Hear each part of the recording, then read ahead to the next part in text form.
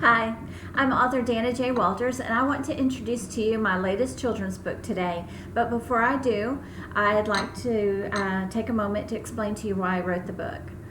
So bear with me, please. Our son, Aaron, was diagnosed with asthma when he was 18 months old. His asthma was reactive to allergens as well as illness. So I look at all his little pictures from when he was little and his red rimmed eyes and red nose. I feel so bad for the little guy. But his asthma, for about 2 years, his asthma seemed to be getting progressively worse. And he was under the care of a pulmonologist at Cook's Children's. So we were doing everything we knew to do. We tried out allergy shots because he had a lot of allergies. But his allergy shots were very traumatic for him. He would scream and carry on. And if he was running the least bit of temperature, which he always did when he was having trouble with his asthma, he ran a low-grade fever, they wouldn't give him a shot. So we'd go through all that pep talk, getting him to the doctor's office, and then they wouldn't give him a shot. And every time he missed a shot, it was like, taking a step back and starting over. So it was very difficult for him. Allergy shots did not work out for that little guy. So he was having a breathing treatment every morning before school, every day at lunch in the nurse's office at school, when he got home, before he went to bed, and for about a year he had one in the middle. He couldn't get through the night without having to have one. And we had his mattress encased, his pillow encased. We took the carpet out of his bedroom. We were doing everything we could to try to help him. But still his asthma seemed to be getting progressively worse. And he told me one day that he just wanted to be normal. And that just, as a parent, that just hurts your heart. And he started pretending that he didn't have asthma. And, we would see him retracting in his collarbones and his ribs and his stomach. And we'd say, "Aaron, are you having trouble breathing?" And he would say, "No, not having any trouble." And, luckily his dad and I knew the signs and knew what to look for and knew he was having trouble. But he hated for anyone to see him having a breathing treatment. And he hated that he had to have it at school. He couldn't spend the night with a friend without taking his breathing machine. And it was just a very hard time for him. It was a difficult thing for him to go through. So I started looking for things to read, books for kids with asthma, positive, that showed kids that doing positive things with asthma, and I couldn't find anything. And the TV and the movies were portraying asthma, and they still do.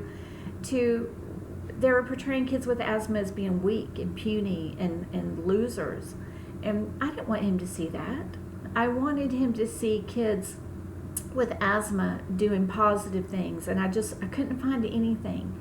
So I wrote him a story because, while he had his breathing treatments, I'd read to him and tell him stories.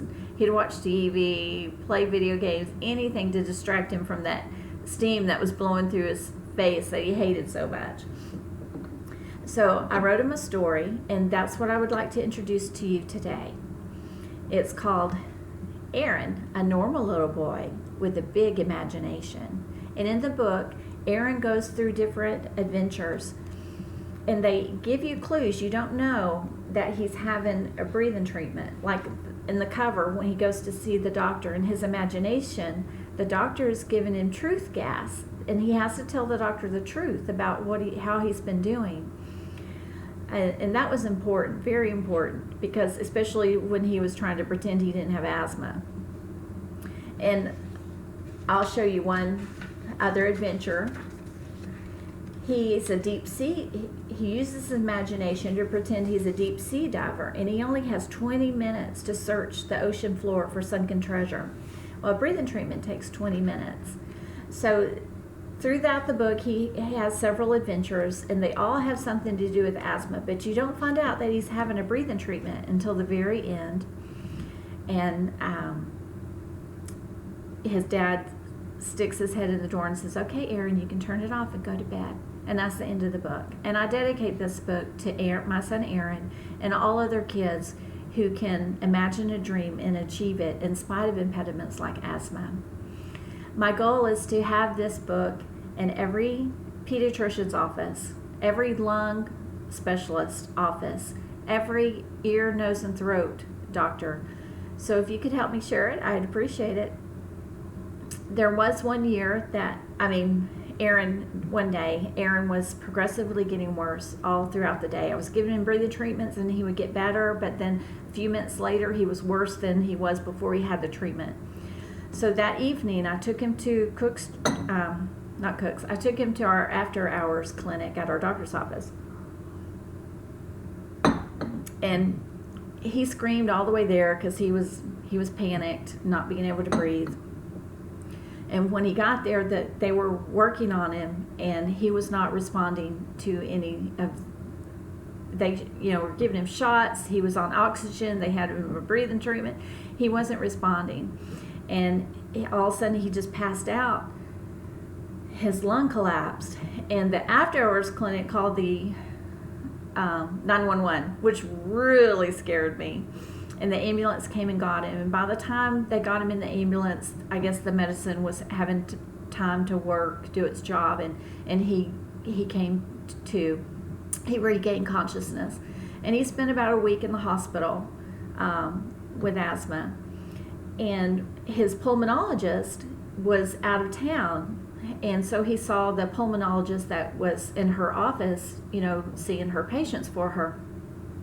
And that pulmonologist, all he did was change one of Aaron's medications. And that little change made the world of difference to where Aaron didn't have to have breathing treatments anymore. But he was so accustomed to having breathing treatments that he was afraid to leave the house without his breathing machine, even though he didn't need it anymore. So for about 3 months, we still toted along that breathing machine like normal. But he never had to use it, and he hasn't had to use it since. Praise God. That was a difficult time for us to go through, because it was also the time the doctor told us that he was not going to outgrow his asthma. A lot of times kids with asthma when they go through puberty, they will outgrow it. The doctor said no, Aaron would not be outgrowing his asthma when he went through puberty, and that was a hard thing to hear. But anyway, a simple thing as changing his one medicine made the world of difference for Aaron. So there's always hope. And if you would help me, be so kind as to help me spread the news about my book, so other children can feel that they are normal little kids with big imaginations. Be blessed.